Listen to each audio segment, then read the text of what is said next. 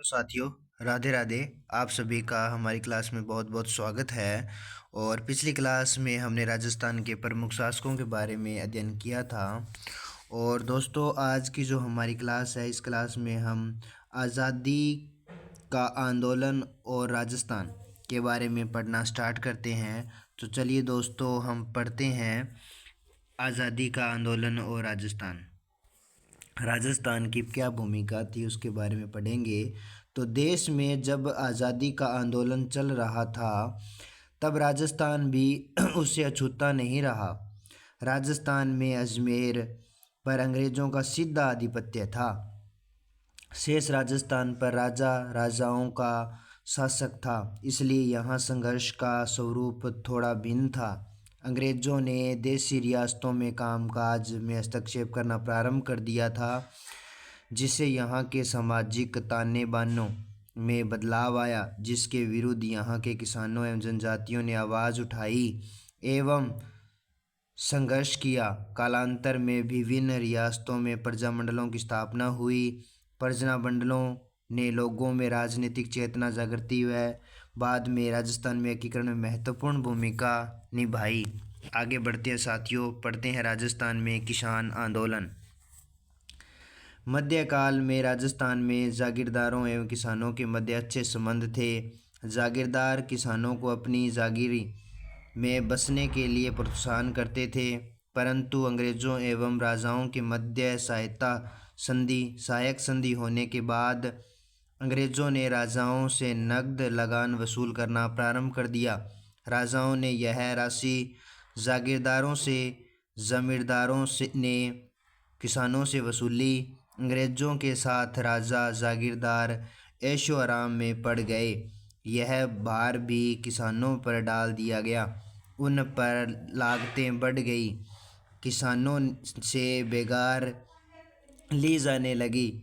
परेशान होकर किसानों ने विरोध में आंदोलन किए, जिनमें से प्रमुख है निम्नलिखित प्रमुख है। जैसे पढ़ते हैं साथियों, बिजोलिया किसान आंदोलन। भारत में एक संगठित किसान आंदोलन की शुरुआत का श्रेय मेवाड़ के बिजोलिया किसान आंदोलन को जाता है। इस आंदोलन की प्रमुख विशेषता यह थी कि यह 44 वर्षों तक चला, पूर्णतः अहिंसात्मक था। बिजोलिया, जो वर्तमान में भीलवाड़ा जिले में स्थित है, तत्कालीन मेवाड़ रियासत का ठिकाना था। यह आंदोलन धाकड़ जाति के किसानों के द्वारा प्रारंभ किया गया। यह आंदोलन मुख्यतः 3 चरणों में विभक्त था। प्रथम चरण 1897 से 1914, दूसरा चरण 1914 से 1923, तीसरा चरण 1923 से 1941। आगे बढ़ते हैं साथियों। 1897 में राव कृष्ण सिंह के समय बिजोलिया की जनता ने 84 प्रकार की लागतें ली जाती थी। अतः किसानों के प्रतिनिधि नानक जी और ठाकरी पटेल ने मेवाड़ महाराणा से इसकी शिकायत की। नाराज राव ने कुछ समय के पश्चात प्रजा पर चौंरी कर लगा दिया। किसानों के विरोध के बाद चौंरी कर की लागत माफ़ कर दी, लगान में छूट कर दी। राव कृष्ण सिंह की मृत्यु के बाद पृथ्वी सिंह ने जनता पर तलवार बंधाई कर लगा दिया। किसानों ने साधु सीताराम दास, फतेहकरण चरण ब्रह्मदेव की नेतृत्व में इसकी कार्यवाही का विरोध किया। आगे बढ़ते हैं साथियों, पढ़ते हैं बिजोलिया किसान आंदोलन में और क्या क्या हुआ था, क्या क्या घटनाएं हुई थी। इस आंदोलन के दौरान विजय सिंह पथिक ने 1917 में ऊपरमाल पंच बोर्ड की स्थापना 1917 में, और माणिक्यलाल वर्मा का भी साथ मिला। किसानों ने पथिक के नेतृत्व में आंदोलन जारी रखा। किसानों ने शांतिपूर्वक सत्याग्रह किया और गिरफ्तार होते रहे।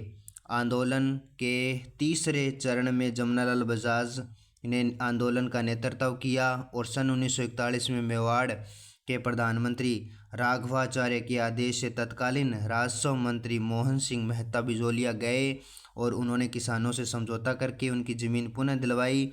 और एक लंबे संघर्ष के बाद बिजोलिया किसान आंदोलन समाप्त हुआ।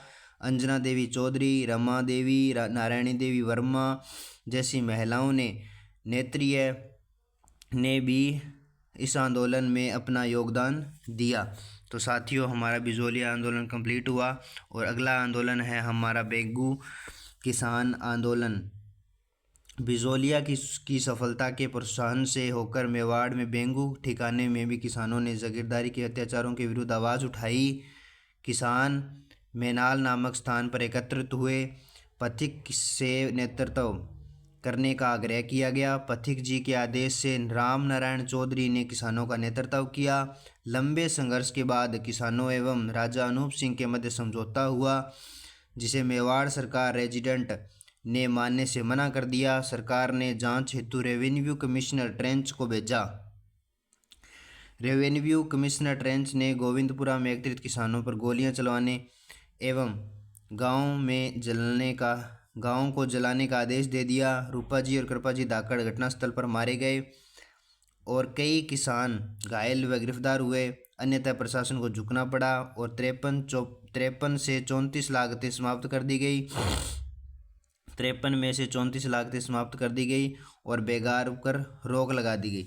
साथियों, ये क्वेश्चन बार बार पूछा जाता है कि रूपाजी और कृपाजी धाकड़ का संबंध किस आंदोलन से है, तो ये बेंगू किसान आंदोलन से है। इसको हम ध्यान रखेंगे। आगे बढ़ते हैं साथियों, हम पढ़ते हैं बूंदी किसान आंदोलन।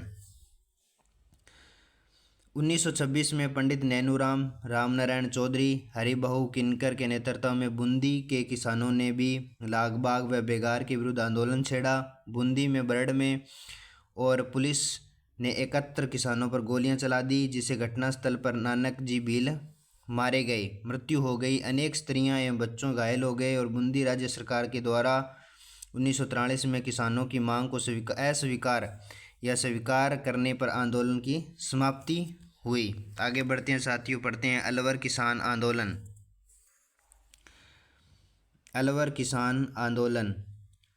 अलवर राज्य में जंगली सूअर किसानों की फसलों को नुकसान पहुंचाते थे। किसानों ने 1921 में सूअरों को मारने की अनुमति को लेकर आंदोलन किया और सन 1925 में अलवर महाराजा जय सिंह द्वारा की गई लगान की वृद्धि के विरुद्ध किसानों ने नीमूचाना गांव में एक सभा को आयोजित किया। सभा पर गोलियां चलाने से सैकड़ों किसान व स्त्रियां बच्चे मारे गए। अनेक घरों को जला दिया गया। अनेक पशु जलकर मर गए। गांधी जी ने इस घटना को आलोचना करते हुए इसे राजस्थान का जलियांवाला बाग हत्याकांड की संज्ञा दी। आगे बढ़ते हैं साथियों, पढ़ते हैं सिक्कर किसान आंदोलन। सिक्कर जयपुर राज्य का बड़ा ठिकाना था। ठाकुर कल्याण सिंह ने पूर्व ठाकुर की मृत्यु पर हुए खर्चे के लिए लगान में वृद्धि कर दी और वर्षा की कमी होने पर भी लगान की दरें कम नहीं की। किसानों ने इसका तीव्र विरोध किया और ठिकानेदार ने मर्म अत्याचार किए, किंतु किसान हताश नहीं हुए। किसानों की शांतिपूर्ण प्रदर्शन पर गोलियां चलाई गई। इस आंदोलन की चर्चा लंदन के हाउस ऑफ कॉमन्स में हुई। साथियों, ये पूछा जाता है कि किस किसान आंदोलन की चर्चा लंदन के हाउस ऑफ कॉमन्स में हुई, तो सिक्कर किसान आंदोलन। जयपुर राज्य की मध्यस्थता के बाद बंदोबस्त सुधार के लिए किसानों की आवश्यक करना पड़ा और लगान में भी कमी करनी पड़ी। सरदार हरलाल सिंह, नेतराम सिंह, पृथ्वी सिंह गोठड़ा इस आंदोलन से जुड़े हुए प्रमुख नेता थे। आगे बढ़ते हैं साथियों, पढ़ते हैं शेखावाटी किसान आंदोलन। शेखावाटी के किसानों ने भी मनमानी लगान वृद्धि के विरुद्ध आंदोलन शुरू किया। चिड़ावा के मास्टर कालीचरण ने सेवा समिति का गठन किया। नवलगढ़, मंडावा, ढूंढलोद, बिसाऊ, मालासर के किसानों ने लगान देने से मना कर दिया। लगान देने से साफ मना कर दिया। मालासर के ठिकानेदारों ने किसानों की बेरहमी से पिटाई करवाई। ढूंढलोद ठाकुर ने भी किसानों का मर्मों का अत्याचार किए और हालांकि जयपुर राज्य के जागीरदारों एवं किसानों के बीच में समझौता कराने के कई प्रयास किए गए, किंतु वहां के अस्थायी समाधान आज़ादी के बाद ही हो पाया। आगे बढ़ते हैं साथियों, पढ़ते हैं अन्य किसान आंदोलन। अन्य कौन कौन से हुए थे, तो 1945 में चंडावल ठाकुर ने लाठियों व भाले के प्रहार से किसानों आंदोलन को कुचलने का प्रयास किया और इसी तरह 1947 के डाबला में लगान और लागबाग बेगार के विरुद्ध लगभग 600 किसान के पास गए थे तो बंदूकें, तलवारें, भाले चलवाए गए, जिससे कई लोग हताहत हुए। आगे बढ़ते हैं साथियों, पढ़ते हैं जनजाति आंदोलन। राजस्थान में भील, मीणा, ग्रासिया आदि जनजातियां प्राचीन काल से निवास करती आई है और दक्षिण राजस्थान में भीलों का बाहुल्य है। मेवाड़ के राज चिन्ह में भी इनका चित्रित अंकित रहा है। जयपुर एवं आसपास के क्षेत्रों में मीणा जनजाति का बाहुल्य है, परंतु समय के फेर से ही यह बहादुर जातियां सामाजिक एवं आर्थिक दृष्टि से पिछड़ी गई। अंग्रेजी काल में इनका भारी शोषण हुआ। इसका काल में कुछ अनेक जनसेवाओं एवं समाज सुधारकों इन्हें जागृत किया। आगे बढ़ते हैं साथियों, हम पढ़ते हैं भील आंदोलन। भीलों में जागृति और विचारधारा का प्रसार करने में गोविंद गुरु जी महत्वपूर्ण भूमिका रही है। इन्होंने संप सभा की स्थापना की। गोविंद गुरु ने बेगार व अनुचित लागतों न देने के लिए भीलों को जागृत किया।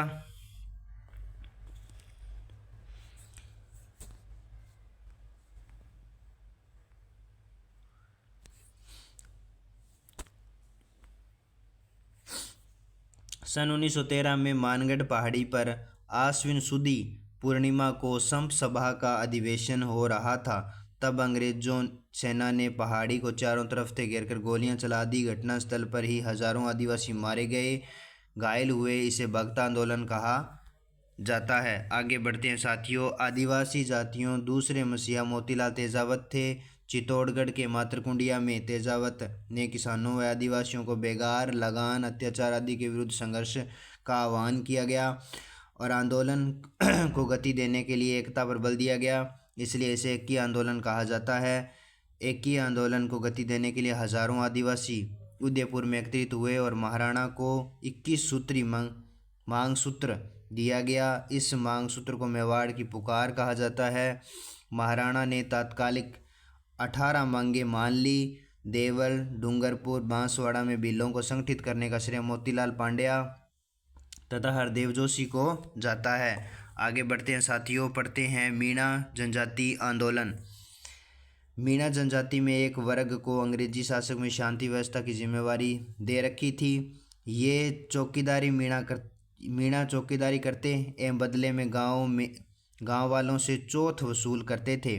ये मीणा चौकीदार मीणा कहलाते हैं। राज्य में होने वाली चोरी डकैत के लिए अवसर पर इन्हें जिम्मेदार ठहराया जाने लगा और किसी चोरी के माल का बरामद न होने पर मीणाओं को उस माल की कीमत वसूली जाने लगी।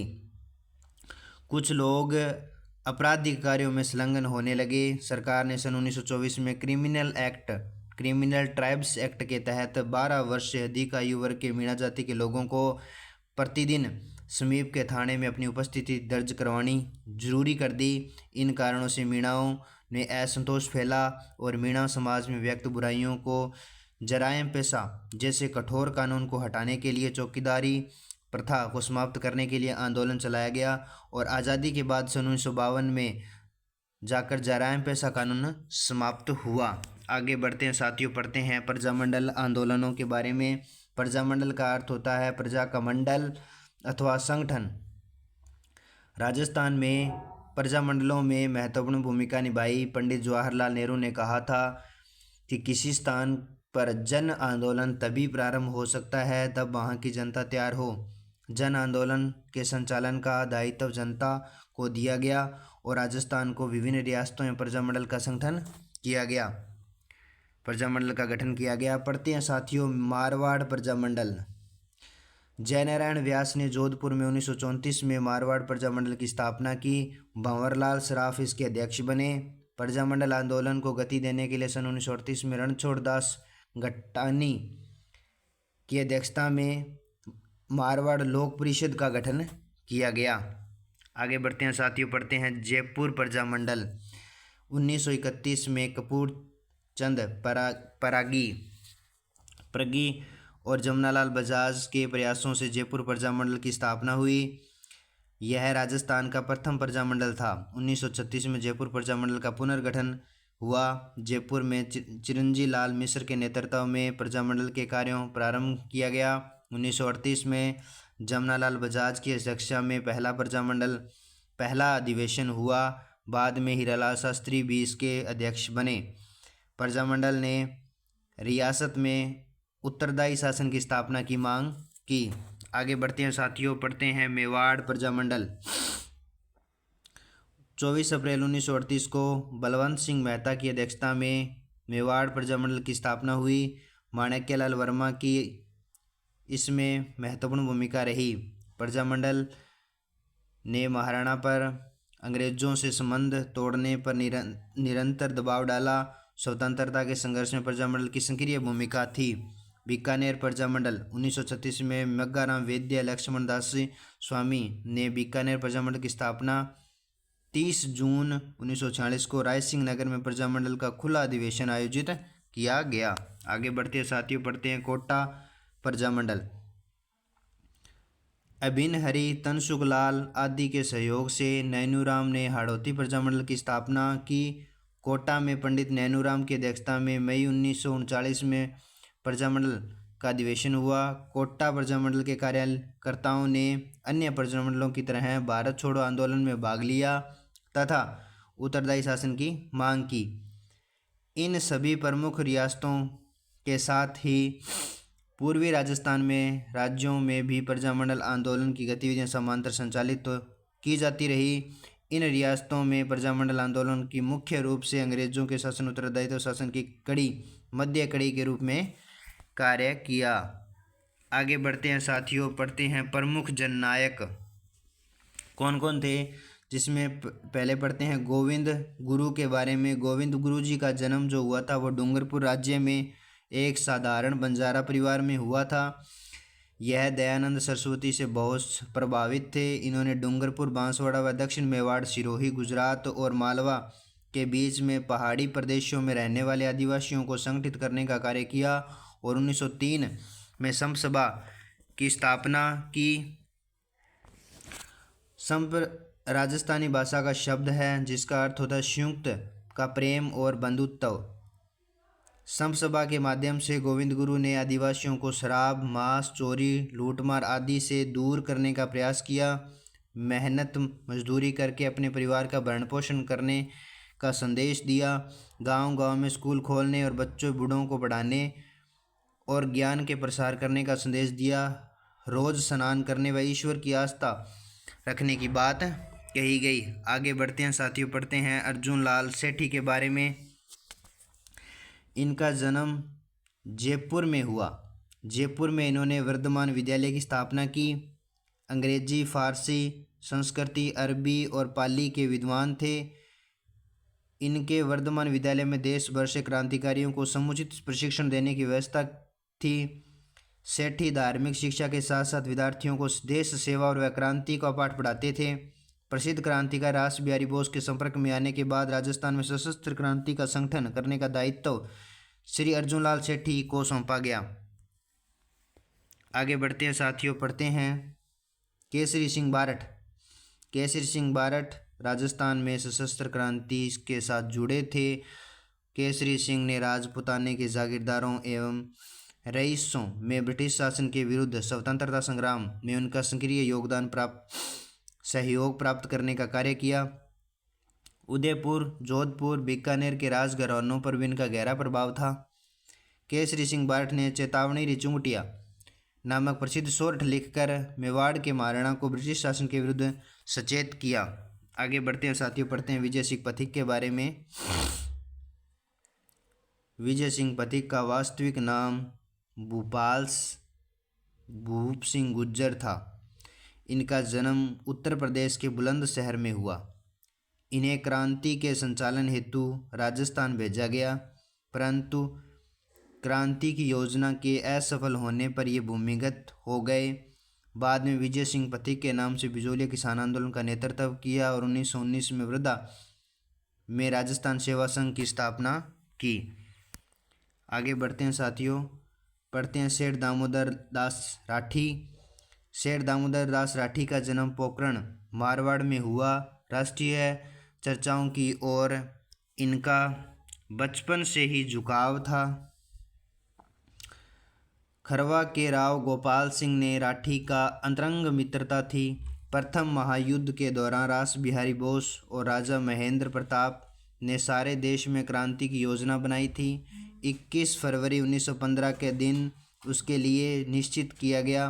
राजस्थान में अजमेर नशीराबाद की छावनी पर कब्जा करने के लिए जिम्मेवारी खरवा के राव गोपाल सिंह और भूप सिंह को दी गई। इस योजना के लिए आर्थिक सहायता राठी ने उपलब्ध करवाई थी। 1921 में राठी जी ने ब्यावर में आर्य समाज की नींव रखी। आगे बढ़ते हैं साथियों, पढ़ते हैं ठाकुर जोरावर सिंह बारठ के बारे में। चांदनी चौक के लॉर्ड होर्डिंग पर बम फेंकने वाले रास बिहारी बोस के साथ ठाकुर जोरावर सिंह भी उपस्थित थे। ठाकुर जोरावर सिंह ठाकुर केसरी सिंह ठाकुर बारठ के छोटे भाई और अमर शहीद कुंवर प्रताप सिंह के चाचा थे। इनको पकड़ने के लिए कोटा सरकार के द्वारा बिहार सरकार ने भारी इनाम की घोषणा की थी।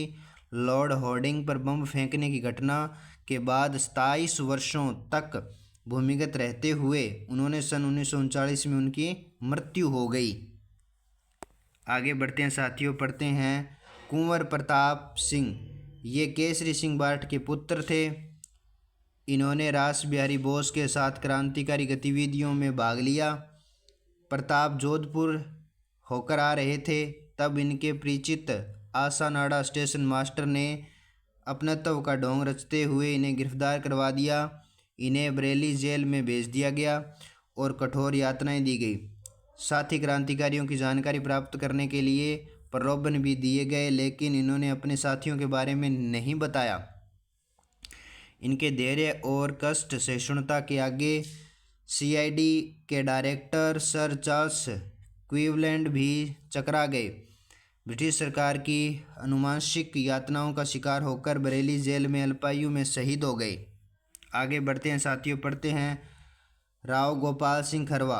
राजस्थान में सशस्त्र क्रांति का कार्य खरवा के ठाकुर राम गोपाल सिंह विजय सिंह पथिक को सौंपा गया। अंग्रेजों को पता चलने के कारण क्रांति की योजनाएं विफल हो गई। विजय सिंह पथिक राव गोपाल सिंह को टोडगढ़ में नज़रबंद कर दिया गया। कुछ दिनों के पश्चात दोनों यहां से लापता हो गए। गोपाल सिंह इस्लामाबाद में पकड़े गए, तिहाड़ा जेल में भेज दिया गया और सन 1920 में रिहा होने के बाद में रचनात्मक कार्य में संलग्न हुए। तो आज के लिए इतना ही साथियों, राधे राधे।